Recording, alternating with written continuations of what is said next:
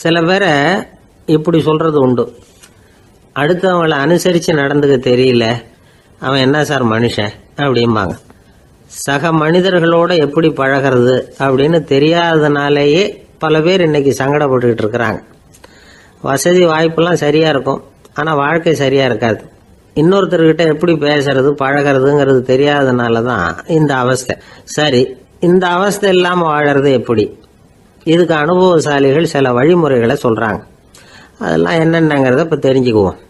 முதல்ல நம்ம நாக்கு நம்ம கண்ட்ரோலில் இருக்கணும். வார்த்தைகளை கொட்டி விட்டு அதுக்கப்புறம் அள்ள முடியாமல் கிடந்து கஷ்டப்படக்கூடாது.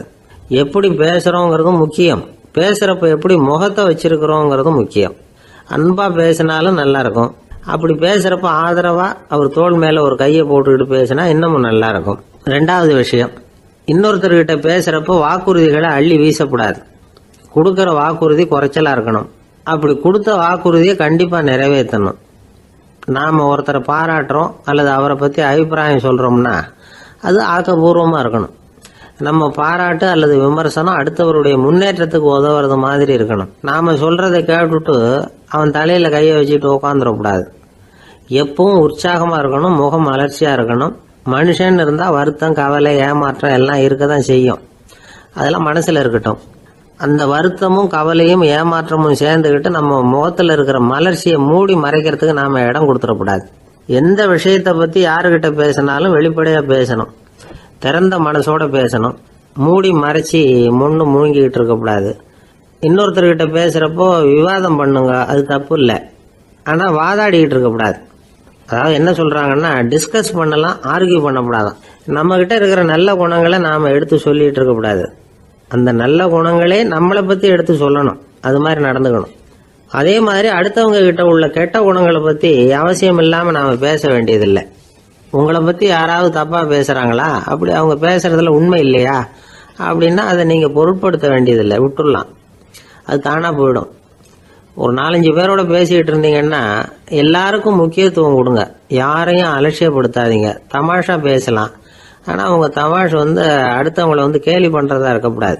நமக்கு கிடைக்க வேண்டியது கிடைக்கலையே அப்படிங்கிற தவிப்பு நம்மகிட்ட இருக்கக்கூடாது, அது தேவையில்லை. உங்கள் செயல்பாடுகள் தெளிவாக இருக்கட்டும், பாராட்டு தானாக அவங்கள தேடிட்டு வரும். இன்னொரு மனுஷனுடைய மனசில் கௌரவமான ஒரு இடத்த பிடிக்கணும்னா நாம் இந்த குணத்தை எல்லாம் நம்மகிட்ட வளர்த்துக்கணும். இதெல்லாம் அனுபவசாலிகள் சொல்லியிருக்கிற குறிப்புகள். இந்த குறிப்புகளை சரியாக புரிஞ்சுக்கணும், அது முக்கியம். தப்பாக புரிஞ்சுக்கிட்டா என்ன ஆகும் தெரியுமா? இதை கேளுங்க. ஒருத்தர் வந்தார், சார் அடுத்தவங்க தோள் மேலே கையை போட்டுக்கிட்டு அன்பாக பேசணும்னு சொன்னீங்க, அப்படிதான் பேசினேன். அவர் முதுகை கூட தட்டி கொடுத்தேன், என் வேலை போயிட்டுது சார், வீட்டுக்கு அனுப்பிச்சிட்டாங்க அப்படின்னார். யாருக்கிட்ட அப்படி பேசுனீங்கன்னு கேட்டோம். என் முதலாளிகிட்ட சார் அப்படிங்கிறார் ரொம்ப சோகமா. ஒரு சின்ன பையன் வந்தான், அவனை பார்த்து ஒரு கேள்வி கேட்டோம். ஏன்ப்பா உங்கள் வீட்டில் அம்மா புத்திசாலியா அப்பா புத்திசாலியா அப்படின்னு. அவன் அலட்சியமா நம்மளை பார்த்து சிரிக்கிறான். என்ன சார் இது, இந்த காலத்தில் இது கூட தெரியாமல் இருக்கிறீங்களே அப்படிங்கிறான். ஒரு சின்ன பையன் நம்மளை பார்த்து இப்படி கேட்டு விட்டானே அப்படின்னு நினைக்கிறப்போ நமக்கு ஒரு மாதிரி ஆகிடும். அதுக்கப்புறம்தான் இந்த தாத்தா பாட்டியெல்லாம் சொல்கிற ஒரு கதை ஞாபகத்துக்கு வந்தது. அது என்ன கதை தெரியுமா? ஒரு ஊரில் ஒரு அம்மாவும் பிள்ளையும் இருந்தாங்களாம். அந்த மகனுக்கு திடீர்னு தேசாந்திரம் போய் வரணும்னு ஆசை வந்துட்டுது. ஊராக போய் சுற்றி பார்க்கணுங்கிற ஆசை. அந்த அம்மாவுக்கு இது பிடிக்கல. மகனை பிரிஞ்சு இருக்கிறதுக்கு அவங்க மனசு இடம் கொடுக்கல. வேணாப்பான்னு சொல்லி பார்த்தாங்க, அவன் கேட்கல. திடீர்னு புறப்படவும் செஞ்சுட்டான். சரி, இனிமேல் அவனை தடுக்க முடியாதுன்னு முடிவு பண்ணிக்கிட்டாங்க அந்த அம்மா. இருந்தாலும் புத்திசாலித்தனமாக ஒரு யோசனை பண்ணாங்க.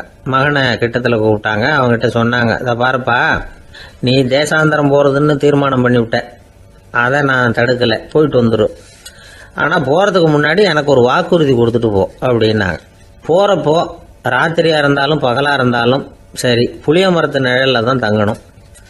திரும்பி வர்றப்போ இரவும் பகலும் நீ வேப்ப மரத்து நிழல்லே தங்கணும் அப்படின்னாங்க. சரி அப்படியே செய்கிறேன்னு சொல்லி வாக்குறுதி கொடுத்தான் பையன். புறப்பட்டு போனான்.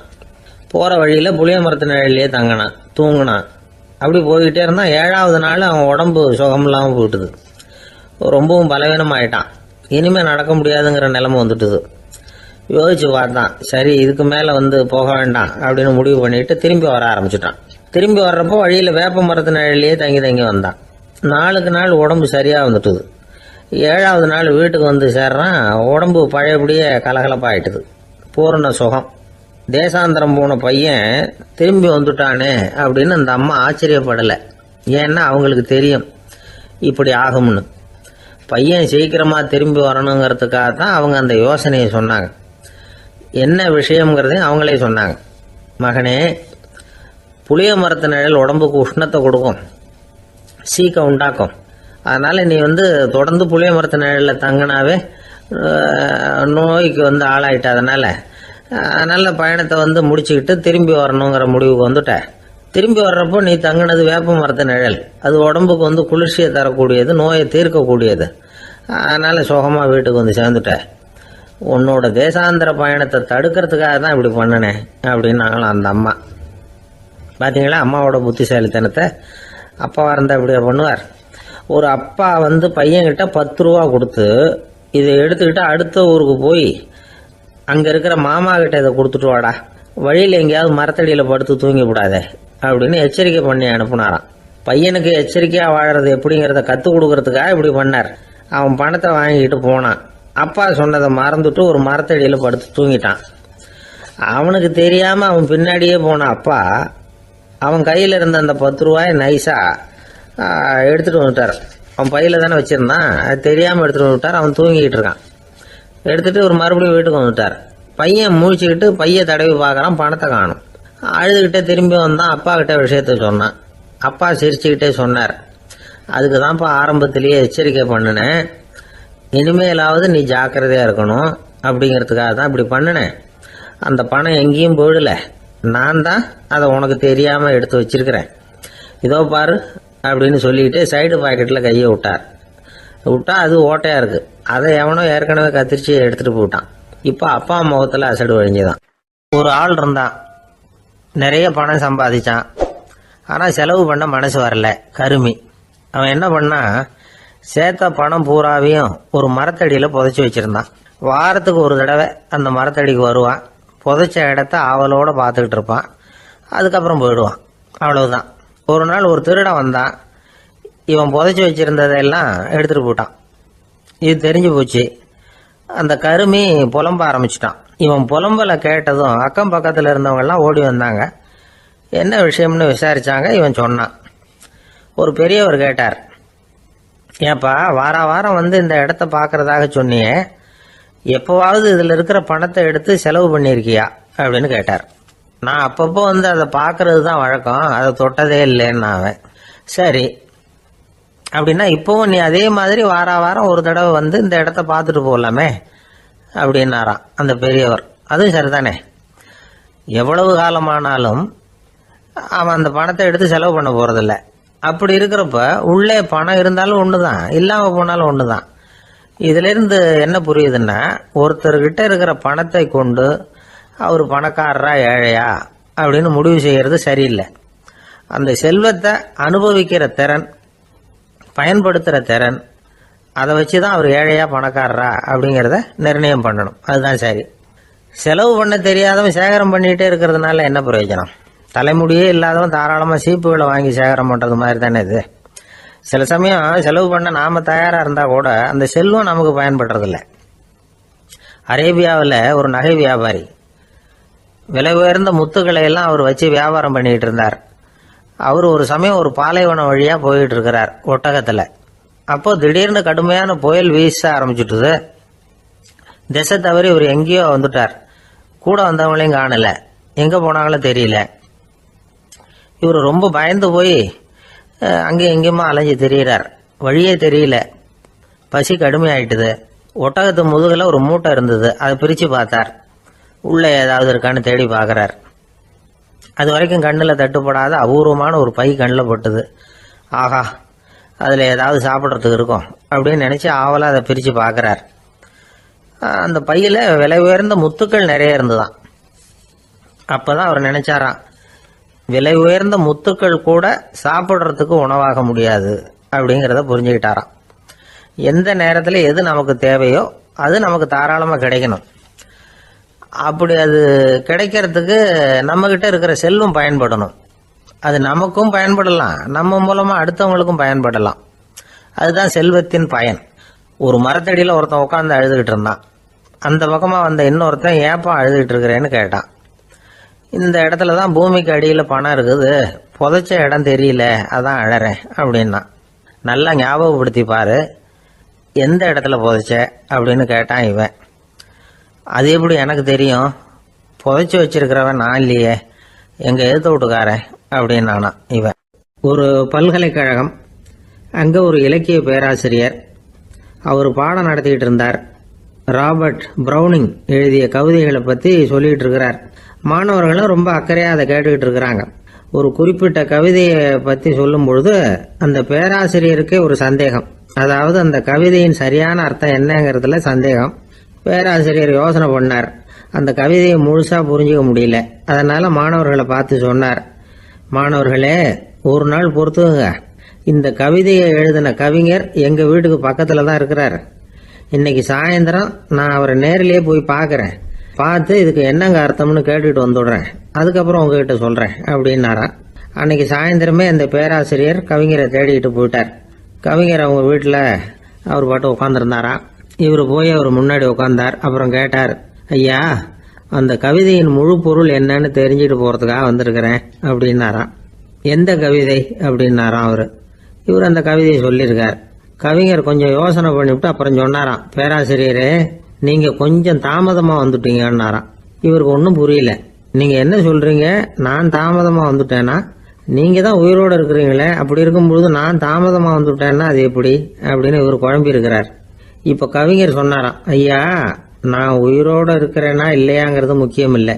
நான் அந்த கவிதை வரிகளை எழுதினப்போ 2 பேருக்கு அதோட அர்த்தம் தெரிஞ்சிருந்தது. இப்போ ஒரே ஒருத்தருக்கு தான் அதோட அர்த்தம் தெரியும் அப்படின்னாராம். பேராசிரியர் யோசனை பண்ணியிருக்கார். அப்படின்னா அந்த ஒருத்தர் கவிஞர் ராபர்ட் ப்ரௌனிங்கை தவிர வேற யாரா இருக்க முடியும்? இவர் தான் அப்படிங்கிறத அவர் மனசுல நினைச்சுக்கிட்டார். அதனால சொன்னார், ஐயா, நான் தாமதமா வரல, அந்த கவிதையின் பொருள் என்ன அது சொல்லுங்கன்னார். பேராசிரியரே, நான் சொல்றது உங்களுக்கு புரியலன்னு நினைக்கிறேன்.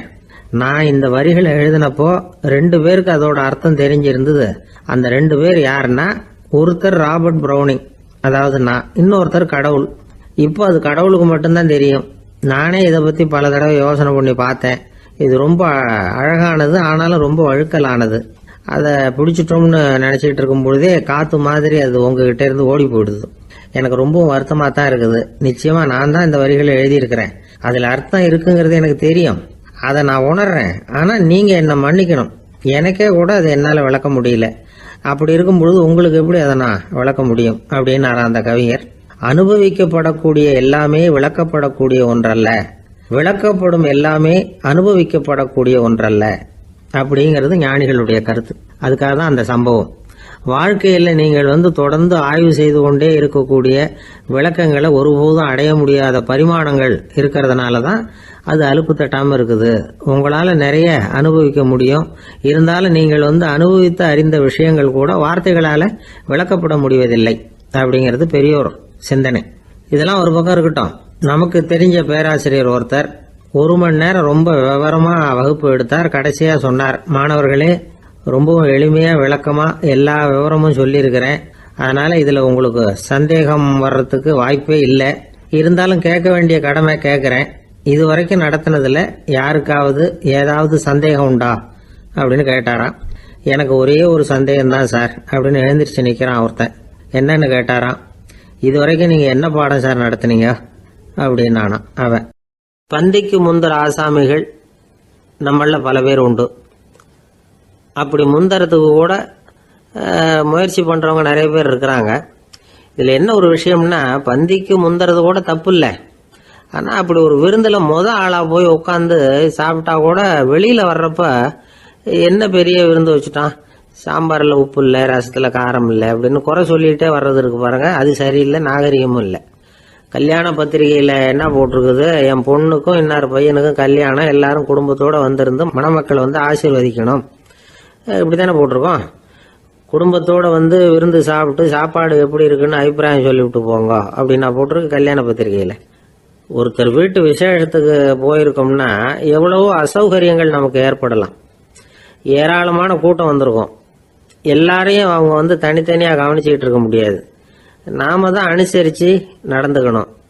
நாமளா போய் வாழ்த்த வேண்டியவங்களை வாழ்த்தி விட்டு சேரணும். அதை விட்டுட்டு பத்திரிக்கை கொடுத்தானேன்னு போனேன், கவனிப்பே சரியில்லை அப்படின்னு புலம்பிக்கிட்டு இருக்கக்கூடாது. ஒரு விருந்துக்கு போனால் அங்கே எப்படி நடந்துக்கணும் அப்படிங்கிறத பற்றி கூட அனுபவசாலிகள் சில விவரங்கள்லாம் சொல்லியிருக்கிறாங்க. இந்த காலத்தில் கல்யாணம், பிறந்த நாள், அது இதுன்னு நிறைய விருந்துகள் நடக்குது. அதெல்லாம் எதுக்காக? மனித உறவுகளை வளர்த்துக்கிறதுக்காக தான், வேற எதுக்கு? ஒரு விருந்துக்கு போனால் அமைதியாக பொறுமையாக போய் உட்காரணும். அடித்து பிடிச்சிக்கிட்டு இடத்த பிடிக்க போகிறேன் அப்படின்னு நிற்கக்கூடாது. முதல் பந்தி நடந்துக்கிட்டு இருந்தால் அது முடிஞ்சு இலை எடுத்து சுத்தம் பண்ணதுக்கு அப்புறம் போய் உட்கார்றது தான் நாகரீகம். இலை எடுக்கிறதுக்கு முன்னாடியே அங்கே போய் உட்காந்தா நல்லா இருக்காது. நீங்கள் சாப்பிட்டுட்டு உட்காந்துருக்கீங்களா, சாப்பிட்றதுக்கு உட்காந்துருக்கீங்களா, பார்க்குறவங்களுக்கு சந்தேகம் வந்துடும். அதே மாதிரி இலையில எல்லா ஐட்டமும் பரிமாறினதுக்கு அப்புறம் சாப்பிட ஆரம்பிக்கணும். ஒவ்வொரு ஐட்டமாக வைக்க நாம பாட்டுக்கு எடுத்து உள்ளே தள்ளிகிட்டே இருந்தோம்னா எதை வச்சோம் எதை வைக்கலன்னு பரிமாறினவரே குழம்பி போயிடுவார். ஏன்னா எப்போ பார்த்தாலும் இலை காலியாகவே இருக்கும். சாப்பிட்றப்போ உங்கள் சாப்பாட்டையே நீங்கள் கவனிக்கணும். அடுத்தவங்க இலையில என்ன இருக்குது, பக்கத்தில் இருக்கிறவர் எதை அதிகமாக சாப்பிட்றார், இதெல்லாம் நமக்கு என்னத்துக்கு? எல்லாரும் சாப்பிட்டு முடிக்கிற வரைக்கும் பொறுமையாக இருக்கிறது தான் நல்லது. நீங்கள் மட்டும் திடீர்னு பாதியில் எழுந்திரிச்சு பக்கத்தில் இருக்கிறவங்களுக்கு சங்கடமாக இருக்குமேங்கிறதெல்லாம் யோசிக்காமல் நீங்கள் பாட்டு எழுந்திரிச்சு போகக்கூடாது. பக்கத்தில் உள்ளவங்க உங்களை எழுந்திரிக்க சொன்னால் எழுந்திரிச்சு போகலாம். விருந்துகளில் சாப்பாட்டை வீணாக்கிறதே ஒரு நாகரிகமாக போட்டுது. இந்த காலத்தில் சாப்பாட்டுக்கே கஷ்டப்பட்டுக்கிட்டு பல பேர் இந்த உலகத்தில் இருக்கிறப்போ சாப்பாட்டை வீணாக்கிறது எவ்வளோ பெரிய மோசங்கிறத நினச்சி பார்க்கணும். வேணுங்கிற அளவுக்கு கேட்டு வாங்கி சாப்பிட்றது தான் முறை. விருந்தில் இந்த பஃபே அப்படின்னு சொல்லி ஒரு முறை சொல்கிறாங்கல்ல, அதாவது உணவு வகைகளையெல்லாம் பொதுவாக ஒரு இடத்துல வச்சுடுறது, நமக்கு தேவையானதை நாமே எடுத்து ஒரு தட்டில் போட்டுக்கிட்டு சாப்பிட வேண்டியது. இதில் கூட சில பேர் தேவைக்கு அதிகமாக எடுத்து போட்டுக்கிட்டு வீணாக்குறாங்க. சில சமயம் கடைசியாக சாப்பிட போகிறவங்களுக்கு எல்லா ஐட்டமும் கிடைக்காம போகலாம். அதை போய் பெருசு பண்ணிகிட்டு இருக்கக்கூடாது. என்ன சார் இந்த அளவுக்கு கூடவா நாகரிகம் தெரியாமல் இருக்கிறோம், இதை போய் பெருசாக சொல்ல வந்துட்டீங்களே அப்படின்னு நினைக்கலாம். ஒருத்தர் 2 பேருக்கு இந்த விவரம் தேவைப்படலாம். அவங்க காதலையும் இது விழட்டுமேங்கிறதுக்காக தான் இது. ஒரு பெரிய கல்யாண விருந்து நடந்துக்கிட்டு இருந்தது. விருந்து மண்டபத்து வாசலில் ஒருத்தர் நின்றுக்கிட்டு வர்றவங்களையெல்லாம் ரொம்ப மரியாதையாக வணங்கி உள்ளே அனுப்பி வச்சுக்கிட்டு இருந்தார். எப்படி தெரியுமா? வர்றவங்க கையெல்லாம் பிடிச்சி முத்தம் கொடுத்து அதுக்கப்புறம் உள்ளே அனுப்பி வச்சுக்கிட்டு இருந்தாராம். கூட்டம்லாம் முடிஞ்சதுக்கப்புறம் அவர்கிட்ட போய் கேட்டிருக்கிறாங்க, சார் நானும் எவ்வளவோ விருந்துகளுக்கு போயிருக்கிறேன், இருந்தாலும் இவ்வளவு மரியாதையாக வர்றவங்க கைக்கெல்லாம் முத்தம் கொடுத்து வரவேற்கிறத இங்கே தான் பார்க்குறேன் அப்படின்னு சொன்னாங்க. அதுக்கு அவர் சொன்னார், அட போங்க சார், நான் முத்தம் கொடுக்கல, முந்தின பந்திக்கு சாப்பிட்டவங்களே அடுத்த பந்திக்கும் வர்றாங்களான்னு மோந்து பார்த்து அனுப்பி வச்சுக்கிட்டு இருந்தேன் அப்படின்னார். ஒருத்தன் எப்படி நடந்துக்கிறாங்கிறத வச்சு தான் அந்த ஆள் எப்படிங்கிறத நாம் முடிவு பண்ணுறோம். ஆளுமைன்னு சொல்கிறோம்ல, அதுக்கு சூழ்நிலைகளை ஆளுகின்ற தன்மை அப்படின்னு விளக்கம் கொடுக்குறார் ஒரு உளவியல் நிபுணர்.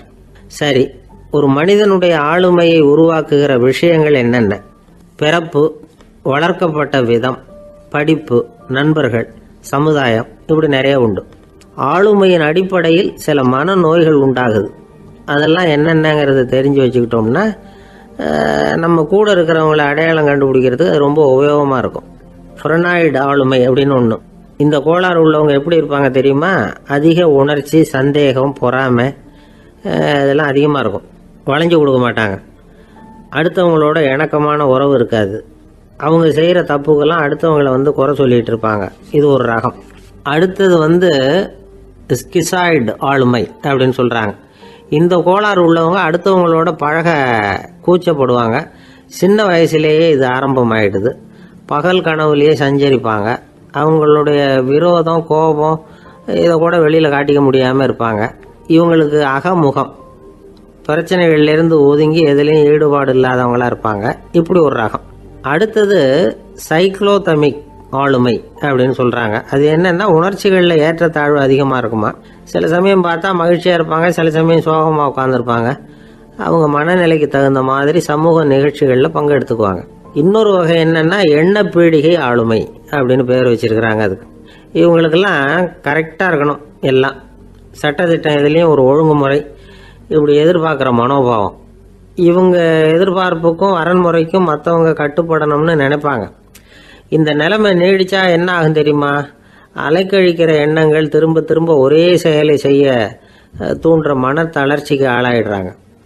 அடுத்தது ஹிஸ்டீரியா ஆளுமை. சின்ன விஷயத்தையெல்லாம் பெருசுபடுத்தி நாடகமாக்குற நடிகர்கள் இவங்க.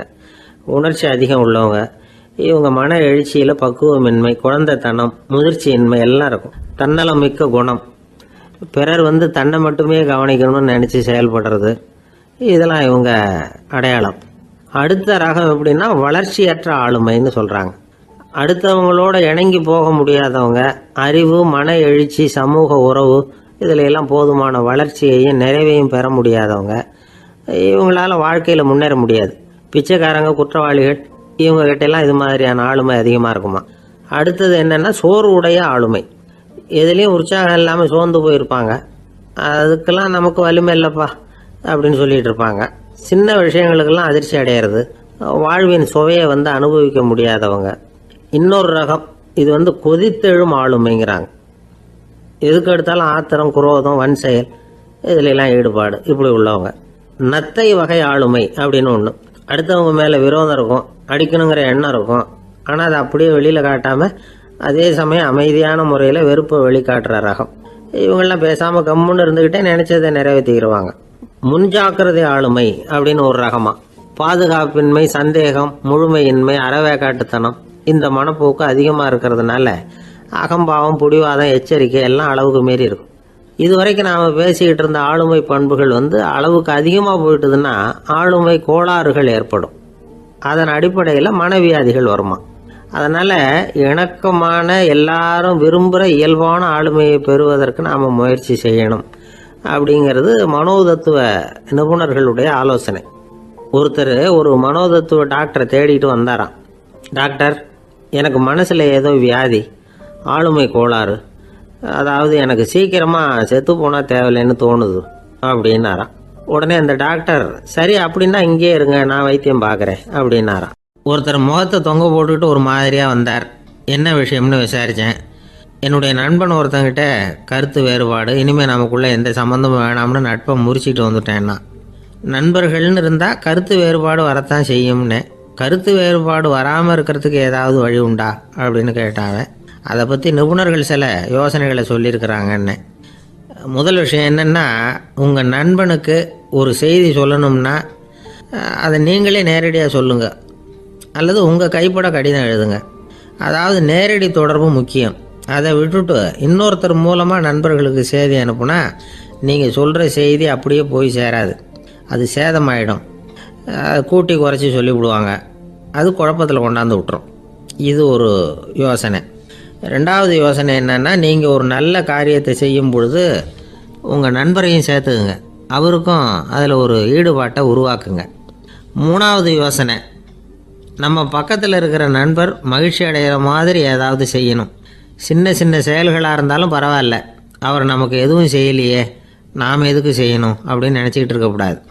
நாலாவது யோசனை என்னென்னா, உங்களுக்கு ஒரு பிரச்சனையா அல்லது உங்கள் நண்பருக்கு ஒரு பிரச்சனையா, எதுவாக இருந்தாலும் 2 பேரும் சேர்ந்து உட்காந்து ஆலோசனை பண்ணுங்கள்.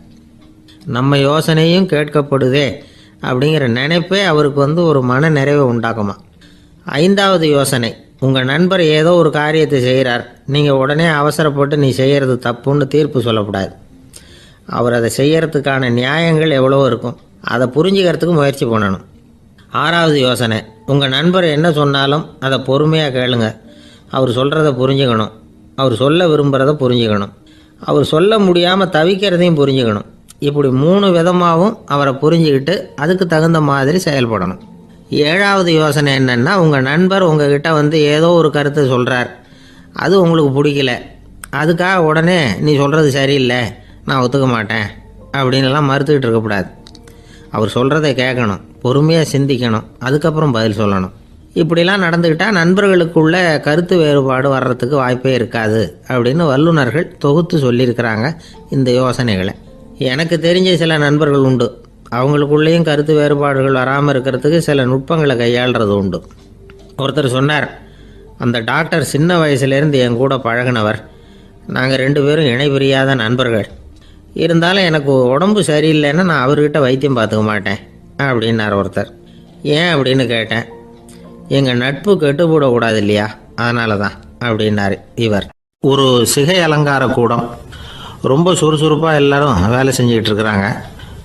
முடி வெட்டிக்க வந்திருக்கிறவங்க நிறைய பேர், எல்லாரும் வரிசையாக உட்காந்துருக்குறாங்க. அந்த சமயத்தில் திடீர்னு கதவை திறந்துக்கிட்டு ஒருத்தர் உள்ளே வர்றார். அவர் ஒரு பெரிய மனிதர். அவரும் முடி வெட்டிக்கிறதுக்காக தான் உள்ளே வந்திருக்கிறார். அவரை பார்த்த உடனே அங்கே வரிசையில் உட்காந்துருந்தவங்க எல்லாரும் எழுந்திரிச்சு அவர்கிட்ட வந்துட்டாங்க. அவரை சுற்றி நின்றுக்கிட்டாங்க. எப்படி இருக்கிறீங்க, நல்லா இருக்கீங்களா அப்படின்னு விசாரிக்க ஆரம்பிச்சிட்டாங்க. எல்லாம் முடிஞ்சதும் வந்தவர் கேட்டார், வரிசையில் கடைசியாக இருக்கிறவர் யார் அப்படின்னு கேட்டார். ஏன்னு கேட்டாங்க. நான் அதுக்கு அடுத்தபடியாக உட்காரணும், அதுக்காக தான் கேட்குறேன் அப்படின்னார். உடனே அங்கே இருந்தவங்கள்லாம் என்ன சொன்னாங்க தெரியுமா? நீங்கள் வரிசையில் காத்திருக்கக்கூடாது, நீங்கள் அரசாங்கத்தின் தலைவர், உங்களுக்கு நேரம் முக்கியம், அதனால் நீங்கள் முன்னாடி போங்க அப்படின்னு சொன்னாங்க. ஆனால் அதை அவர் கேட்கல. தோழர்களே, உங்களுடைய கருத்துக்கு ரொம்ப நன்றி. எல்லாரும் வரிசையாக தான் வரணும், அதுதான் முறை. வரிசையில் வரணுங்கிற நடைமுறையை நானும் பின்பற்ற விரும்புகிறேன். நாம் எல்லாரும் சமமானவர்கள் அப்படின்னார். இப்படி சொல்லிவிட்டு வரிசையில் கடைசியாக இருந்த ஒரு நாற்காலியில் போய் உட்காந்துக்கிட்டார்.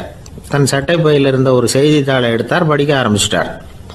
ஆனால் அங்கே இருந்தவங்களால இதை பார்த்துக்கிட்டு சும்மா இருக்க முடியல.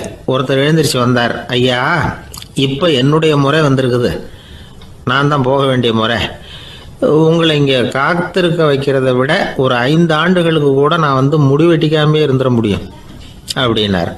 அவர் மறுபடியும் சொன்னார், ஐயா, நீங்கள் வரிசை முறையை தாண்டி போக விருப்பப்படல, சரி, ஆனால் என்னுடைய முறையை மாற்றி கொடுக்கறதுக்கு எனக்கு முழு உரிமை இருக்குது. இதுக்கு பதிலாக உங்களுடைய கடைசி இடத்த நான் எடுத்துக்கிறேன், இதை நீங்கள் மறுக்க முடியாதுன்னார். அங்கே இருந்த மற்றவங்களும் இதை ஒரு மனசாக வற்புறுத்த ஆரம்பிச்சிட்டாங்க. அந்த பெரிய மனிதர் பார்த்தார், சரின்னு கடைசியாக ஒத்துக்கிட்டார். அவர் யார் தெரியுமா? அவர் தான் மாவீரர் லெனின். ரஷ்யாவில் கிரெம்ளின் சிகை அலங்கார கூடத்தில் தான் இது நடந்தது. எல்லாரும் இந்நாட்டு மன்னர்கள்னு வாயளவில் பேசுகிறதுல என்ன பிரயோஜனம்? நாம் எல்லாரும் சமங்கிறத நடைமுறையில் கடைபிடிச்சி காட்டினவங்க கொஞ்சம் பேர் தான். அவங்களில் ஒருத்தர் தான் லெனின். வரிசையில் நின்று வர்றதுங்கிறது ஒரு சிறந்த பண்பு, உயர்ந்த பண்பு. இன்றைக்கி பல இடங்களில் அது நமக்கு தேவைப்படுது. ஒரு ரேஷன் கடை வாசல், கடை திறக்கிறதுக்கு முன்னாடியே எல்லாரும் வரிசையில் நின்றுட்டாங்க. கடைசியாக வந்த ஒருத்தர் க்யூவில் முன்னாடி போகிறதுக்கு முயற்சி பண்ணுறார். ஏற்கனவே நின்றுட்டு இருக்கிறவங்க அவரை முன்னாடி போகிறதுக்கு விட மாட்டேங்கிறாங்க. கடைசியாக போய் நில்லையா அப்படின்னு எல்லாரும் கத்துறாங்க. அது அவர் காதில் வாங்கலை. முண்டி அடிச்சுக்கிட்டு முன்னாடி போகிறதுக்கே முயற்சி பண்ணிகிட்டு இருக்கிறார். எல்லாரும் சேர்ந்து அவரை வலுக்கட்டாயமாக இழுத்து கொண்டாந்து பின்னாடி கொண்டு போய் நிறுத்திவிட்டாங்க. நிறுத்திவிட்டு சொன்னாங்க, இதை பாருப்பா, நாங்கள் இருக்கிற வரைக்கும் நீங்கள் முன்னாடி போய் எதையும் வாங்க முடியாது, தெரிஞ்சுக்கோ அப்படின்னாங்க. இப்போ அந்த ஆள் சொன்னாராம், நான் இங்கே பின்னாடி நிற்கிற வரைக்கும் நீங்களும் எதுவும் வாங்க முடியாது அப்படின்னாராம். ஏன்னு கேட்டிருக்கிறாங்க. நான் தான் அந்த கடையை திறக்க வேண்டிய ஆள் அப்படின்னா. ஒருத்தர் ஒரு தவறு செஞ்சு விடுறாருன்னு வச்சுக்கோங்க. உடனே நீ செஞ்சது தவறு அப்படின்னு சொல்கிறது ஒரு வகை. அதுக்கு பதிலாக எது சரின்னு அவர் புரிந்து கொள்ள உதவி செய்கிறது இன்னொரு வகை. இந்த 2வது வகை இருக்குது பாருங்கள், நிர்வாக இயலில் இது ரொம்ப முக்கியம். அலுவலகத்தில் வேலை பார்க்குற ஒருத்தர் முக்கியமாக தெரிஞ்சுக்க வேண்டியது என்ன தெரியுமா? சக ஊழியர்கள்கிட்ட எப்படி பழகணும், மேலதிகாரிகள்கிட்ட எப்படி பழகணும், தனக்கு கீழே வேலை செய்கிறவங்கக்கிட்ட எப்படி பழகணும், வாடிக்கையாளர்கள்கிட்ட எப்படி பழகணும், இவங்க எல்லார்கிட்டையும் செம்மையான உறவை ஏற்படுத்திக்கிறது எப்படி. இதையெல்லாம் சொல்லிக் கொடுக்குற பாடம் தான் இன்டர் பர்சனல் ஸ்கில், திறமையான உறவு அப்படிங்கிறது. எந்த வேலையில் இருந்தாலும் சரி, இந்த உறவுகளை வளர்க்கும் திறன் உள்ளவங்க சீக்கிரம் முன்னுக்கு வந்துடுறாங்க. மற்றவங்க கிட்ட உறவை பலப்படுத்திக்கிறது எப்படி அப்படின்னு தெரிஞ்சுக்கிட்டோம்னா எந்த ஒரு தடையையும் சுலபமாக தாண்டி செய்கிற தொழிலில் முன்னுக்கு வந்துடலாம். ஹார்வர்டு பல்கலைக்கழகத்தில் ஒரு கணக்கெடுப்பு பண்ணி பார்த்தாங்களாம். பார்க்குற வேலையில் எது மாதிரி குணாதிசயம் உள்ளவங்க வேகமாக முன்னுக்கு வர்றாங்க அப்படின்னு தெரிஞ்சுக்கிறதுக்காக இந்த கணக்கெடுப்பு. வெவ்வேறு துறையில் வேகமாக முன்னுக்கு வந்திருக்கிற பல பேரை சந்தித்து இந்த சர்வேயை நடத்தியிருக்கிறாங்க. அவங்க கண்டுபிடிச்சி சொல்லியிருக்கிற உண்மை என்ன தெரியுமா? ஒருத்தர் ஒரு வேலையில் இருந்தால் அது சம்பந்தப்பட்ட சப்ஜெக்ட் பற்றிய அறிவு 35% இருந்தால் போதுமா. ஆனால் உறவுகளை வளர்க்கக்கூடிய திறன், இன்டர் பர்சனல் ஸ்கில்லு 65% வேணும். இப்படி உள்ளவங்க சீக்கிரம் முன்னுக்கு வந்துடுறாங்களாம். அதனால் ஒருத்தருக்கு வேலை சரியாக புரியலைன்னா கூட விவரமாக மற்றவங்கக்கிட்ட பழகிறது எப்படின்னு புரிஞ்சால் போதும், அவர் முன்னுக்கு வந்துடலாம். அலுவலகங்களில் மட்டும் இல்லை, எல்லா இடங்கள்லையும் இது ரொம்ப முக்கியம். வீட்டுக்குள்ளேயும் இது ரொம்ப முக்கியம், வீட்டுக்கு வெளியேயும் இது முக்கியம். அடுத்தவங்க கிட்ட பழகிறது எப்படிங்கிறத தெரிஞ்சிக்காதவன் வாழ்க்கையில் முன்னேற முடியாது. இன்றைக்கி ஆயுதங்களால் காயப்படுத்தி கொள்ளுகிறவர்களை விட வார்த்தைகளால் காயப்படுத்தி கொள்ளுகிறவர்கள் தான் அதிகம். பெரியவங்க என்ன சொல்கிறாங்க தெரியுமா? நீங்கள் இந்த பூமியில் பிறந்ததன் அர்த்தம் பூர்த்தி ஆகணும்னா அடுத்தவங்களுக்கு உதவி பண்ணுங்க. அடுத்தவங்களுக்கு உதவி செய்ய முடியாவிட்டால் கூட பரவாயில்லை, ஆனால் யாரையும் புண்படுத்தி விடாதீங்க அப்படின்னு சொல்கிறாங்க. எனக்கு தெரிஞ்ச ஒருத்தர் ஒரு அலுவலகத்தில் வேலை பார்க்குறார். அவர் சொல்லுவார், எனக்கு இந்த இன்டர்பர்சனல் ஸ்கில் ரொம்ப அதிகம் சார். சக ஊழியர்கள்கிட்ட ரொம்ப சுமூகமாக நடந்துக்குவேன். என் கூட வேலை பார்க்குற ஒருத்தருக்கு ஏதாவது ஒரு கஷ்டம்னா அந்த சமயத்தில் அவர் செய்ய வேண்டிய வேலையை நான் செஞ்சிருவேன் சார் அப்படிம்பார். நான் அவர்கிட்ட சமீபத்தில் அப்படி ஏதாவது செஞ்சுருக்கீங்களா அப்படின்னு கேட்டேன். செஞ்சுருக்கேன் சார். போன வாரம் புதன்கிழமை ஆஃபீஸில் என் பக்கத்து சீட்டுக்காரருக்கு வயிற்று வலி. உடனே நான் மெடிக்கல் லீவ் போட்டுவிட்டு எங்கள் வீட்டுக்கு போயிட்டேன் சார் அப்படின்னார். ஒரு சீன தேசத்து அரசர் இருந்தார். அவருக்கு வயசாயிட்டுது. அவருக்கு அடுத்தபடியாக அவருடைய புள்ள பட்டத்துக்கு வரணும், ஆட்சி பொறுப்பை ஏற்றுக்கணும். ஒரு நல்ல தலைவனுக்கு இருக்க வேண்டிய பண்புகள்லாம் தன்னுடைய மகனுக்கு இருக்கணும்னு விரும்பினார் அந்த அரசர். அதனால் இளவரசனை பக்கத்தில் இருந்த ஒரு குரு கிட்ட அனுப்புனார். இளவரசன் அவர்கிட்ட போய் சேர்ந்தான். அந்த குரு என்ன பண்ணார் தெரியுமா? இவனை பார்த்து சொன்னார், இதை பாருப்பா, நீ என்ன பண்ணுற, இப்போவே பக்கத்தில் இருக்கிற காட்டுக்கு போ, நடு காட்டில் போய் ஒரு இடத்துல உட்காந்துக்கோ. அங்கே என்னென்ன சத்தம்லாம் உன் காதில் விழுதுன்னு கவனித்து கேளு. உன் காதில் விழுந்த ஓசைகள் என்னென்னங்கிறத என்கிட்ட வந்து சொல்லு, அதுதான் எனக்கு தெரியணும், உனக்கு வேலையும் அதுதான் அப்படின்னு சொல்லி அனுப்பி வச்சுட்டார். இளவரசன் காட்டுக்கு போனான். குரு சொன்னபடியே ஒரு இடத்துல உட்காந்து கவனித்து கேட்டான். அதுக்கப்புறம் குருக்கிட்ட திரும்பி வந்தான். என்னென்ன சத்தம்லாம் கேட்ட அப்படின்னு கேட்டார் குரு. குருவே, காட்டில் நான் பறவைகள் சத்தம்லாம் கேட்டேன், மிருகங்களின் ஓசையையும் கேட்டேன், இதை தவிர இடி மின்னல் மழை இதுகளோட சத்தத்தையும் கேட்டேன் அப்படின்னா. குரு யோசனை பண்ணார், நீ இன்னமும் சரியாக கேட்கல, அதனால் மறுபடியும் காட்டுக்கு போ, கொஞ்ச நாள் தங்கியிருந்து கேட்டுட்டு வா அப்படின்னார். இளவரசனுக்கு ஒன்றும் புரியல. இருந்தாலும் குருவின் கட்டளையாச்சே, மறுக்க முடியுமா? உடனே அவன் மறுபடியும் காட்டுக்கு போனான். ஒரு இடத்துல உட்காந்தான். கொஞ்ச நேரம் உன்னிப்பாக கவனித்து கேட்டான். சில நாள் கழித்து குருக்கிட்ட திரும்பி வந்தான். குருவே, இந்த தடவை சில துல்லியமான சத்தங்களை எல்லாம் கேட்டான். தேனி பறக்கிற சத்தம், நீரோடையின் மெல்லிய ஓசை, இதெல்லாம் கேட்டேன்னா. குரு சிரித்தார். நீ மறுபடியும் காட்டுக்கு போ, இன்னும் சில நாள் அங்கே இரு, முழுமையாக கவனமாக கேட்டுட்டு வா அப்படின்னு சொல்லி அனுப்பி வச்சுட்டார். இளவரசனுக்கு குழப்பம் அதிகமாயிட்டுது. ஒன்றுமே புரியல. மறுபடியும் காட்டுக்கு போனான். மௌனமாக ஒரு இடத்துல உட்காந்துட்டான். அப்படியே தியானத்தில் ஆழ்ந்துட்டான். சில நாளில் அவனுக்கு இதுவரை கேட்காத ஓசைகள்லாம் கேட்க ஆரம்பிச்சிட்டுது. இதைத்தான் நான் கேட்கணும்னு என்னுடைய குரு எதிர்பார்த்துருக்கிறாருங்கிறத புரிஞ்சுக்கிட்டான். உடனே குருக்கிட்ட ஓடனான். குருவே, இந்த தடவை காதுகளுக்கு கேட்க முடியாத சில ஓசைகளை கூட என்னால் உணர முடிஞ்சுது. பூ மலருகிற ஓசை, சூரியனால் பூமி சூடாகிறப்போ எழுகிற ஓசை, காலை பனித்துளி இந்த புல்லுலாம் குடிக்கிற ஓசை, இது எல்லாம் என்னால் நல்லா கேட்க முடிஞ்சுது அப்படின்னா. குருவுக்கு இப்போ தான் திருப்தி ஏற்பட்டு தான். இளவரசனை பார்த்து சொன்னார், இதை பாருப்பா, இப்போ தான் நாட்டை ஆளுகிற தகுதி உனக்கு வந்திருக்குது அப்படின்னு சொல்லி அதுக்கு விளக்கமும் கொடுத்தாராம். எந்த அரசன் தன்னுடைய மக்களின் இதயம் பேசுகிற மௌன மொழியை, மௌன வார்த்தைகளை கேட்குறானோ அவன்தான் ஆள தகுதி உள்ளவன். எந்த அரசன் தன்னுடைய மக்களின் உணர்ச்சிகளை உண்மையாக உணர்றானோ அவன்தான் முதன்மையான அரசன். போலி வார்த்தைகளை மட்டும் கேட்டுட்டு பல மௌன ராகங்களை காதில் வாங்கிக்காதவன் அரசனே இல்லை. எந்த நாட்டில் எப்போ ஒரு அரசன் தன்னுடைய மக்களின் உணர்ச்சிகளை கேட்க மறுக்கிறானோ அன்னையிலேருந்தே அந்த நாடு அழிய தொடங்குது அப்படின்னு அர்த்தம். இதுதான் அந்த குரு இளவரசனுக்கு போதிச்சது. வாயால் பேசுகிறத மட்டும் கேட்டு ஏமாறக்கூடாது, உணர்ச்சிகளையும் கேட்குறதுல தான் மனப்பக்குவம் உண்டாகும். மக்கள் உணர்ச்சிகளை புரிந்து கொள்ளாத அரசர்கள் நீடிச்சிருக்க முடியாது. அது மாதிரி நாடுகளில் அடிக்கடி குழப்பம் தான் உண்டாகும். அப்படி இருந்தால் அடிக்கடி ஆட்சி மாறிக்கிட்டு இருக்கும். அப்படிப்பட்ட ஒரு தேசம், அங்கே ஒரு சிறைச்சாலையில் 3 கைதிகள் பேசிக்கிட்டு இருந்தாங்க. ஒருத்தன் சொன்னான், நான் இந்த நாட்டு ராஜாவை எதிர்த்து பேசிக்கிட்டு இருந்தேன், அதனால் என்னை பிடிச்சி கொண்டாந்து இங்கே போட்டுட்டாங்க அப்படின்னா ஒருத்தன்.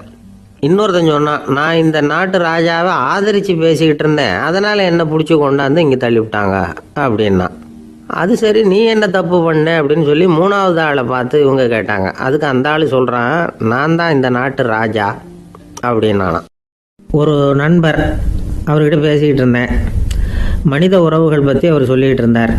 அமெரிக்காவில் தந்தை மகன் உறவு எப்படி இருக்குது அப்படிங்கிறத விளக்கிறதுக்கு அவர் ஒரு கதையை சொன்னார். ஒரு அப்பா பகல் பூராவும் அலுவலகத்தில் வேலை, ஓடி ஆடி உழைச்சிக்கிட்டு களைச்சி போய் ராத்திரி 10 மணிக்கு மேலே வீடு திரும்பினான். வீட்டு வாசலில் அவரோட மகன் காத்துக்கிட்டு இருக்கிறான். இன்னமும் தூங்கலை. அப்பா வாசல்லையே தடுத்து நிறுத்தி, அப்பா உனக்கு சம்பளம் எவ்வளவு அப்படின்னு கேட்குறான்.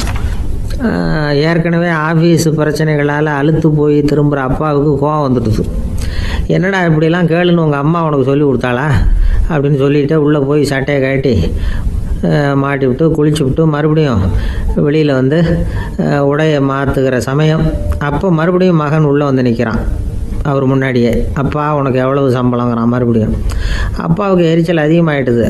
மணிக்கு $20 போதுமா அப்படின்னார். அப்படின்னா எனக்கு ஒரு $10 தர முடியுமான்னா மகன். இதுக்கு தான் என் சம்பளம் எவ்வளவுன்னு கேட்டியா? 2ஆம் வகுப்பு படிக்கிற உனக்கு எதுக்குடா $10 அப்படின்னு கத்திவிட்டு தொலைக்காட்சி பெட்டியின் முன்னாடி போய் உட்காந்துக்கிட்டு ஏதோ நிகழ்ச்சியை பார்க்க ஆரம்பிச்சிட்டார். கொஞ்ச நேரம் கழித்து மறுபடியும் மகன் வந்து நிற்கிறான். அப்பா ப்ளீஸ் எனக்கு ஒரு $10 கொடுக்க முடியுமா? மகனுடைய கண்களில் கண்ணீர். என்னடா அவன் கண்ணீரை காட்டி காரியம் சாதிக்கலாம்னு பார்க்குறியா? ஒரு காசு கூட கொடுக்க மாட்டான் போ அப்படின்னு விரட்டி விட்டான். மகன் கண்ணீரை தொடச்சிக்கிட்டே கண்ணை தொடச்சிக்கிட்டு பேசாமல் போய் படுத்துக்கிட்டானா. கொஞ்ச நேரம் ஆச்சு. அப்பாவோட கோபம் கொஞ்சம் கொஞ்சமாக குறைஞ்சிது. பிள்ளைகிட்ட கோபமாக கத்துனது தப்பு தாங்கிறது புரிஞ்சுது அவனுக்கு. எழுந்திரிச்சு போனான், படுக்கை இறக்கி போனான். மகனை பார்த்தான்.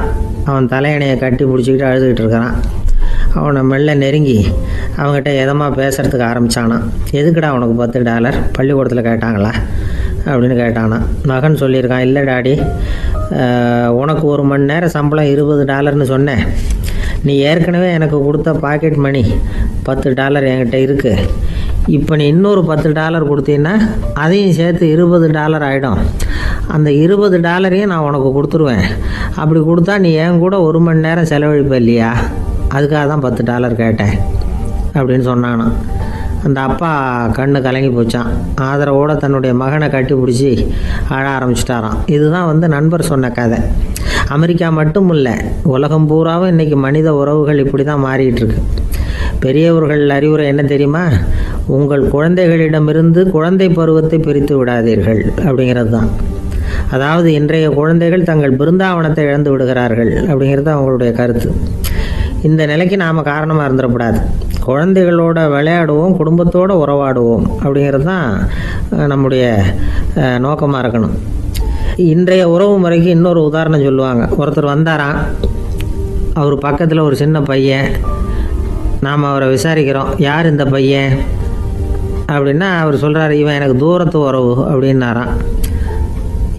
இந்த தூரத்து உறவுன்னா எப்படின்னு இருக்கான். இதுக்கு அவன் சொல்லியிருக்கிறான், இவன் எங்கள் அப்பாவுக்கு 8வது புள்ளை அப்படின்னானான். கணவன் மனைவி அன்பாக இருக்கணும், ஒருத்தர் நல்லா புரிஞ்சுக்கணும், விட்டு கொடுக்குற மனப்பான்மை வேணும். அதுதான் ஒரு நல்ல குடும்பம். இன்றைக்கி பல குடும்பங்களில் அர்த்தமில்லாத சண்டைகள் தான் அதிகம். கிராமப்புறங்களில் வேடிக்கையாக ஒரு கதை சொல்லுவாங்க. ஒரு ஊரில் ஒரு ஆள் இருந்தான். வேலை வெட்டி இல்லாமல் சும்மாவே இருந்தான். அவனுக்கு கல்யாணம் பண்ணி வச்சாங்களாம். மனைவி வந்து சேர்ந்தா. சும்மாவே உட்காந்துருக்கிறியே, ஏதாவது சம்பாதிக்கிற வழியை பாரு அப்படின்ட்டு இருக்கா. அதுக்கு தான் யோசனை பண்ணிகிட்டு இருக்கிறேன், ஒரு அருமையான ஐடியா அப்படின்னு நானா. என்ன அது சொல்லு அப்படின்ட்டுருக்கா. ஆகும், ஒரு ஆட்டுக்குட்டி வாங்க போகிறேன்னு இருக்கான். அதை வாங்கி என்ன பண்ண போகிறேன்னா, அந்த குட்டி வளரும், பெருசாகும், அதுக்கப்புறம் அது நிறைய குட்டி போடும் அப்படின்ட்டுருக்கான். சரி, அப்புறம் என்ன, அதையெல்லாம் சந்தையில் கொண்டுட்டு போய் விற்றுவிட்டு அந்த காசுக்கு ஒரு எருவு மாடு வாங்கலாம். சரி, அது எதுக்கு? எருவு மாடு நிறைய பால் கொடுக்கும், அதை கொண்டுகிட்டு போய் பால் பண்ணையில் கொடுப்பேன், அல்லது நானே விற்றுருவேன், கை நிறைய காசு கிடைக்கும். அதுக்கப்புறம் ஒரு பசுமாடு வாங்குவேன், பாலையும் விற்கலாம், நாமளும் காய் போட்டு சாப்பிட்லாம், இப்படிலாம் சொல்லியிருக்கான். அப்போ அந்த பொண்ணு சொல்லிச்சான், அடுத்த தெருவில் இருக்கிற எங்கள் அம்மா வீட்டுக்கும் கொஞ்சம் பால் கொடுத்து அனுப்பலாம் அப்படின்ட்டுருக்கா அந்த பொண்ணு. இந்த இடத்துல கணவனுக்கு கோவம் வந்துட்டுது. அது எப்படி உங்கள் அம்மா வீட்டுக்கு எதுக்கு கொடுக்கணும், அதெல்லாம் முடியாதுன்றிருக்கான். இந்த இடத்துல சண்டை ஆரம்பமாயிட்டுது. கொஞ்ச நேரத்தில் 2 பேரும் சத்தம் போட ஆரம்பிச்சிட்டாங்க. கடுமையான சண்டை நடக்கிறத பக்கத்து வீட்டுக்காரன் காதில் வாங்கினான். அவன் ஓடியாந்தான். அவனுக்கு தெரியும், வாங்காத மாட்டுக்காக இப்படி சண்டை போட்டுக்கிட்டு இருக்கிறாங்கங்கிறது அவனுக்கு புரியும். அவன் ஓடி வந்து சொன்னான், ஏண்டா உன்னோட பசுமாட்டை ஒழுங்காக கட்டி போடக்கூடாதான்னு இருக்கான். என்னடா சொல்கிறேன்னா, இவன் உன் மாடு என் தோட்டத்தில் வந்து மேய்ஞ்சுட்டுது, பயிரெலாம் நாசமாயிட்டுது, 10,000 ரூபா அளவுக்கு சேதம், அதை வாங்கிட்டு போகிறதுக்கு தான் வந்தேன், குடுறா 10,000 நானா. இவன் அரண்டு போயிட்டான். அப்புறம் சொன்னான், டே நான் இன்னும் மாடே வாங்கலையே, அதுக்குள்ளே அது வந்து எப்படிடா உன் தோட்டத்தில் மேயும், என்னடா வளர்றேன்ருக்கான். நீ தாண்டா இப்போ உளறிக்கிட்டு இருக்க, மாடே வாங்கலை, அதுக்குள்ளே எப்படிடா வந்து உன்னுடைய மனைவி அவங்க அம்மா வீட்டுக்கு பால் கொடுத்து அனுப்ப முடியும் அப்படின்னு அவன் கேட்டானா. நம்ம ஆளுக்கு இப்போ தான் புத்தி வந்துதான். அர்த்தமே இல்லாத சண்டை போட்டுக்கிட்டு இருக்கிறோம் அப்படிங்கிறத அவன் புரிஞ்சுக்கிட்டானான். இது நம்ம முன்னோர்கள் சொல்லியிருக்கிற ஒரு கதை. சண்டையில தான் அர்த்தம் இல்லையே தவிர கதையில் அர்த்தம் உண்டு. அதாவது இல்லாத விஷயங்களுக்காக சண்டை போட்டுக்கிட்டு இல்லறத்தை வீணாக்கிக்கிட்டு இருக்கிற மனிதர்கள் இன்றைக்கு நிறைய பேர் இருக்கிறாங்க. ஒருத்தன் தன்னுடைய மனைவியை பற்றி மாமனார்கிட்ட புகார் சொன்னானா, மாமா உங்க பொண்ணு அர்த்தமில்லாத சண்டை போடுறா, எதுக்கு எடுத்தாலும் எடுத்தெறிஞ்சு பேசுறா அப்படின்னு இருக்கான். நீ எப்படி மாப்பிள்ளை அதை சமாளிக்கிற அப்படின்னு கேட்டிருக்காரு அவரு. அவ எடுத்தெறியறது என் மேலே படாமல் ஒதுங்கி நின்றுக்கிறேன் அப்படின்னு நானா. இவன் ஒரு பெரியவர்கிட்ட பேசிக்கிட்டு இருந்தேன். அவர் என்கிட்ட ஒரு கேள்வி கேட்டார். திருடர்கள் எத்தனை வகை தெரியுமா உனக்கு அப்படின்னார்.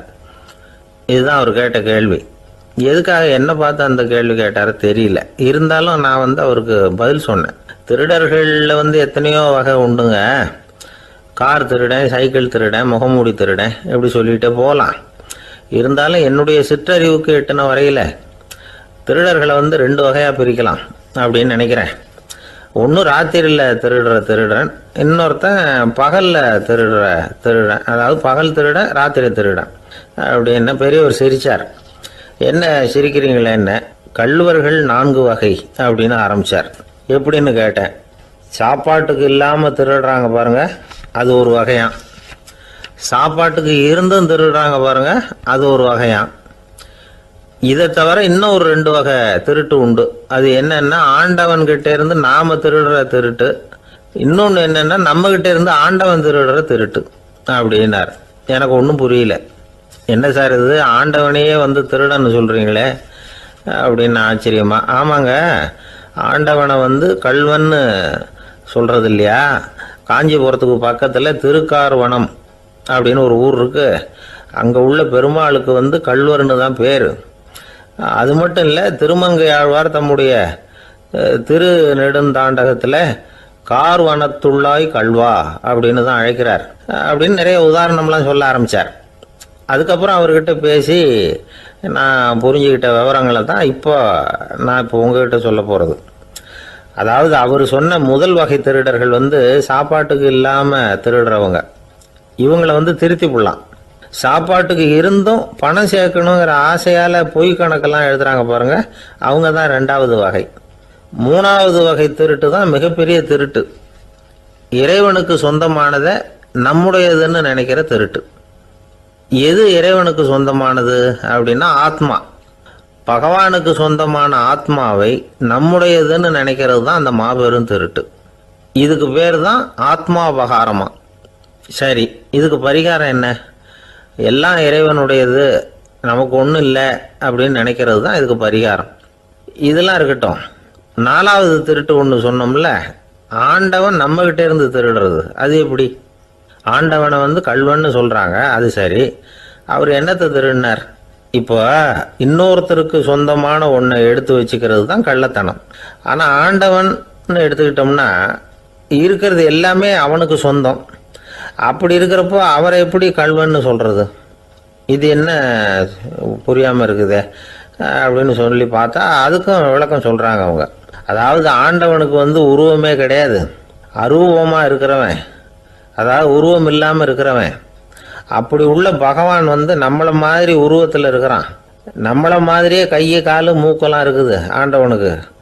இந்த உருவம் நம்மகிட்ட இருந்து திருடினது தானே. அவன் தன்னுடைய உண்மையான திருமேனியை நமக்கு காட்டாம, அதாவது தரிசனம் கொடுக்காம இருக்கிறது கள்ளத்தனம் தானே. அதனால தான் இதுவும் ஒரு பெரிய திருட்டு, இருக்கிறதுலேயே மிகப்பெரிய திருட்டு அப்படிங்கிறார். என்கிட்ட பேசிக்கிட்டு இருந்தார், இந்த விஷயம்லாம் சொல்லிட்டு இருந்தாரு அந்த பெரியவர். அதாவது திருட்டை ஆன்மீக நோகத்தில் அவர் பார்க்குறார். நம்ம பார்வையில் இதை விட அபூர்வமான திருட்டுலாம் இங்கே உண்டு. அபூர்வமான திருடர்களும் உண்டு. ஒரு திருடன் சிறையிலிருந்து விடுதலையாகி வெளியில் போனான். கொஞ்ச நாளில் மறுபடியும் திரும்பி ஜெயிலுக்கு வந்துட்டான். அப்போ சிறை அதிகாரி அவனுக்கு அறிவுரை சொன்னாராம். ஏன்பா இப்படி அடிக்கடி தப்பு பண்ணிவிட்டு ஜெயிலுக்கு வந்துடுறியே, உனக்கு சொந்த பந்தம் எதுவும் இல்லையா? உனக்கு அப்பா, அண்ணன், தம்பிகள் அவங்க கூட எல்லாம் சேர்ந்து வாழணுங்கிற ஆசை இல்லையா அப்படின்னு கேட்டிருக்கார். அவங்களோட சேர்ந்து வாழணுங்கிற ஆசை எனக்கு நிறைய உண்டுங்க சார் அப்படின்னு அவன். அப்புறம் எதுக்கு இப்படி ஜெயிலுக்கு வந்துடுற அப்படின்னாரான் அவர். அவங்க எல்லாருமே இங்கே தானே சார் இருக்காங்க அப்படின்னு அவன். ஒரு ஊரில் ஒரு துறவி இருந்தார், புத்த சமய துறவி. அந்த ஊர் மன்னன் அவரை பற்றி கேள்விப்பட்டிருக்கான். ஒரு நாள் புறப்பட்டு போனான், துறவியின் பாதங்களை தொட்டு வணங்கினான். அதுக்கப்புறம் சொன்னான், ஐயா, நான் உங்களை அரண்மனைக்கு அழைச்சிட்டு போகிறதுக்காக வந்திருக்கிறேன். இனிமே நீங்கள் இங்கே எதுக்கு இருக்கணும் அப்படின்னு அவன் மனசுக்குள்ளே என்ன நினைப்புன்னா, இவர் எங்கே வர போகிறாரு, நான் ரொம்ப எளிமையானவன், எனக்கு எதுக்கு அரண்மனை வாசம்னு சொல்லிவிடுவார் அப்படின்னு நினச்சிருக்கான். ஆனால் அந்த துறவி என்ன பண்ணார் தெரியுமா? அப்படியா, சரி போகலாம், வா, போய் உன் ரதத்தை கொண்டுட்டு வா, அரண்மனைக்கு போகும்பொழுது அதுக்கு தகுந்த மாதிரி ஆடம்பரமாக போகணும் அப்படின்னு விட்டாரான். துறவி இப்படி சொன்னதும் அந்த மன்னனுக்கு மனசுக்குள்ள சந்தேகம் வந்துட்டுது. இவர் உண்மையிலேயே துறவி தானா, ஏமாத்து பேர் வழி மாதிரி தெரியுதே அப்படின்னு நினச்சிருக்கான். இருந்தாலும் இனிமேல் என்ன பண்ணுறது, சொல்லியாச்சு. ரதத்தை கொண்டுட்டு வந்தான். துறவி ஏறி உக்காந்தார். பக்கத்தில் ராஜா. அவர் ரொம்ப உற்சாகமாக வரார். இவன் ரொம்ப சோர்ந்து போய் வரான். துறவி மரத்தடியிலேயே வாழ்ந்து பழக்கப்பட்டவர், அரண்மனையில் எளிமையாக ஒரு இடத்துல உட்காந்துக்குவார் அப்படின்னு நினச்சான். ஆனால் அப்படி இல்லை. அரண்மனைக்கு வந்த உடனே அந்த துறவி அதை கொண்டுட்டு வா, இதை கொண்டுட்டு வான்னு சொல்லி உத்தரவு போட ஆரம்பிச்சிட்டார். அரண்மனையில் இருந்தால் அரசனை மாதிரி இருக்கணும் அப்படிங்கிறார். ராத்திரி பூரா சௌரியமாக தூங்கினார். பகலில் அரண்மனை தோட்டத்தில் உலாவ வேண்டியது, நீச்சல் குளத்தில் குளிக்க வேண்டியது, இப்படியே பொழுது போக்கிட்டு இருக்கிறார். அந்த அரண்மனையில் துறவி மகிழ்ச்சியாக இருக்கிறார். மன்னனால் அப்படி இருக்க முடியல. அவருக்கு எந்த கவலையும் இல்லை, இவனுக்கு அரசாங்க கவலைகள். துறவி அப்படி இருக்கிறத இவனால் தாங்கிக்க முடியல.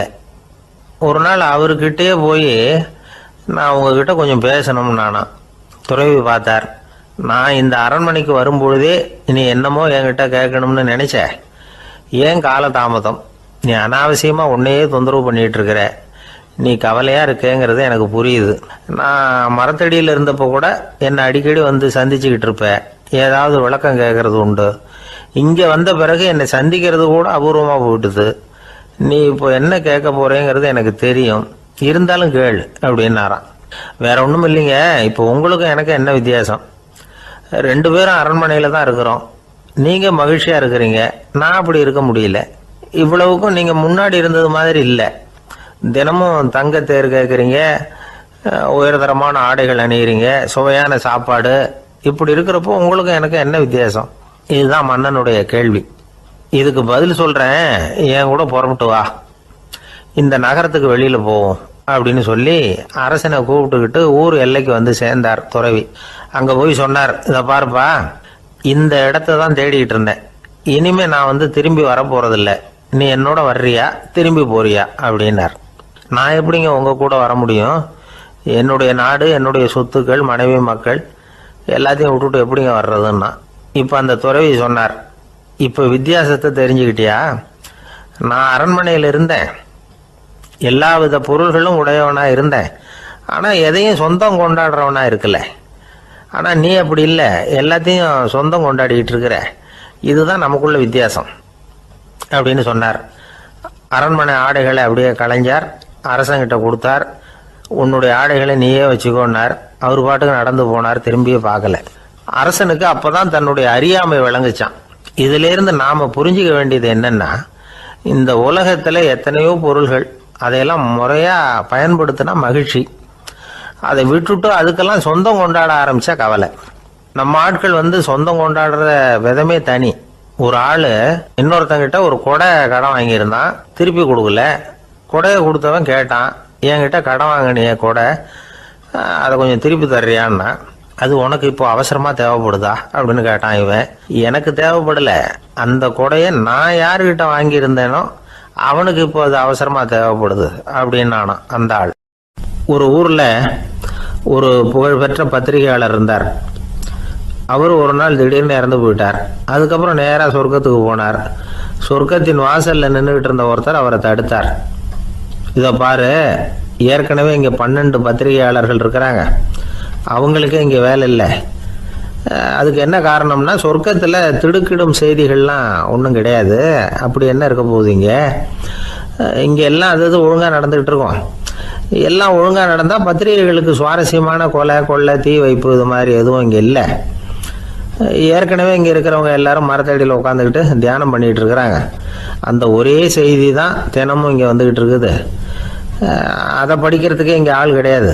அதனால் நான் என்ன சொல்கிறேன்னா, நீ பேசாமல் நரகத்துக்கே போயிடு. அங்கே எவ்வளவோ நிகழ்ச்சிகள் நடந்துக்கிட்டு இருக்கு. அங்கே தான் அதிகமான பத்திரிகையாளர்கள் தேவைப்படுறாங்க. அங்கே உனக்கு நிறைய வேலை இருக்கும். அதை செய்கிறதில்ல நீயும் மகிழ்ச்சியாக இருக்கலாம் அப்படின்னு சொன்னாராம். அங்கே அந்த சொர்க்கத்தின் வாசலில் நின்றுக்கிட்டு இருந்தவர். இந்த பத்திரிகையாளர் அங்கேயே நின்று கொஞ்சம் யோசனை பண்ணார்.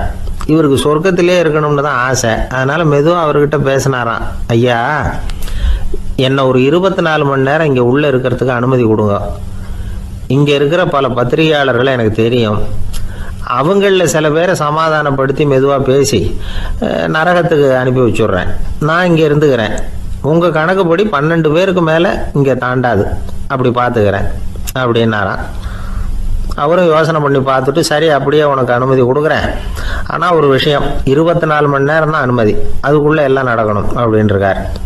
சரின்னு சொல்லிவிட்டு இந்த பத்திரிகையாளர் உள்ளே போனார். யோசனை பண்ணார். திட்டம் போட்டு ஒரு பொருளையை கிளப்பி விட்டார்.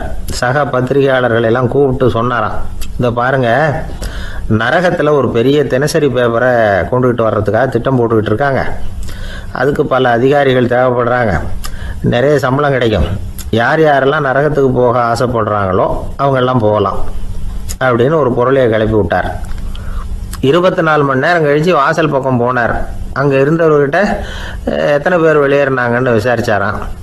அப்போ அவர் இவரை, நீ வெளியே போகக்கூடாது, முதல்ல உள்ளே தான் இருக்கணும் அப்படின்னு தடுத்தாராம். அப்புறம் சொன்னாராம், நீ சொன்ன செய்தியை கேட்டதும் இங்கே இருந்த எல்லா பத்திரிகையாளர்களுமே நரகத்துக்கு போயிட்டாங்கப்பா, உள்ளே யாருமே இல்லை, அதனால் நீ உள்ளே இருக்கலாம் அப்படின்னாராம்.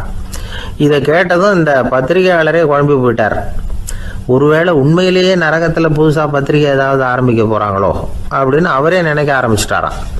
அப்புறம் சொன்னாராம், ஐயா என்னை விட்டுருங்க, நான் நரகத்துக்கே போயிடுறேன், அங்கே ஏதோ விசேஷம் இருக்கணும் அப்படின்னாராம். இல்லைன்னா இத்தனை பேரும் ஒட்டு மொத்தமாக அங்கே போகிறதுக்கு சான்ஸே இல்லை, என்னை தடுக்காதீங்கன்னு கெஞ்ச ஆரம்பிச்சிட்டாராம். மற்றவங்க நம்பணுங்கிறதுக்காக ஒரு பொருளையை கிளப்பி விட்டார். கடைசியில் தானே அந்த பொருளைக்கு ஆளாயிட்டார். அதாவது பிறரை ஏமாற்றிய அவரது மனம் கடைசியில் அவரையே ஏமாற்ற ஆரம்பிச்சுட்டு பாருங்க. நீங்கள் இப்படி அடுத்தவங்களை ஏமாத்துறதுக்கு உங்கள் மனசை பழக்கப்படுத்துறீங்க, ஆனால் கடைசியில் அதனால் நீங்களே ஏமாற்றப்படுகிறீர்கள் அப்படிங்கிறது பெரியவர்களுடைய புத்திமதி. அதனால் உங்கள் மனசுக்கிட்ட ரொம்ப எச்சரிக்கையாக இருங்கோ அப்படிங்கிறாங்க. நம்ம ஆளுங்க அங்கே போய் என்ன சொல்லுவாங்கன்னா, இந்த மாதிரி அங்கே போகாத இங்கே போகாதேன்னு பயமுறுத்துறது உண்டு. சில பேர் அங்கே பேய் இருக்குது, பிசாசு இருக்குது அப்படின்னு பொருளையை கிளப்பி விடுறது உண்டு. இருட்டு நேரம் காட்டு வழியாக ஒருத்தன் போய்கிட்டு இருக்கிறான். அங்கே பேய் பிசாசு நடமாட்டம் இருக்கிறதாக வதந்தி. இவன் பயந்துக்கிட்டே வேகமாக போகிறான். காடு முடிஞ்சு மெயின் ரோட்டுக்கு வந்து சேர்ந்தான். அப்பாடா, ஒரு பஸ்ஸு நின்றுக்கிட்டு இருக்கு தனியாக. இருட்டில் லேசாக தெரிஞ்சுது. ஓடி போய் ஏறி உள்ளே உட்காந்துக்கிட்டான். பயந்துக்கிட்டே போனவன் அப்புறம் தான் தெரியுது உள்ள யாருமே இல்லை, டிரைவரும் இல்லை, கண்டக்டரும் இல்லை, வேற யாரும் இல்லை. இவனுக்கு பேய் பயம் அதிகமாக போட்டுது. ஏன்னா நடு ராத்திரி. இந்த நேரம் பார்த்து அந்த பஸ்ஸு தானே நகர ஆரம்பிச்சுதான். இவனுக்கு இன்னும் பயம் அதிகமாக போட்டுது. ஏன்னா டிரைவர் சீட்டு காலியாக இருக்குது, பஸ்ஸு நகருது. இவன் உடம்பு பூரா நடுங்க ஆரம்பிச்சுட்டுது. வீல்னு கத்தலாமான்னு பார்த்தான். அந்த நேரம் பார்த்து அவன் தோளில் ஒரு கை விழுந்துதான். திடுக்கிட்டு திரும்பி பார்த்துருக்குறான். அங்கே டிரைவர் நிற்கிறார். அவர் சொன்னாராம், ஏன்பா ஏற்கனவே பஸ்ஸு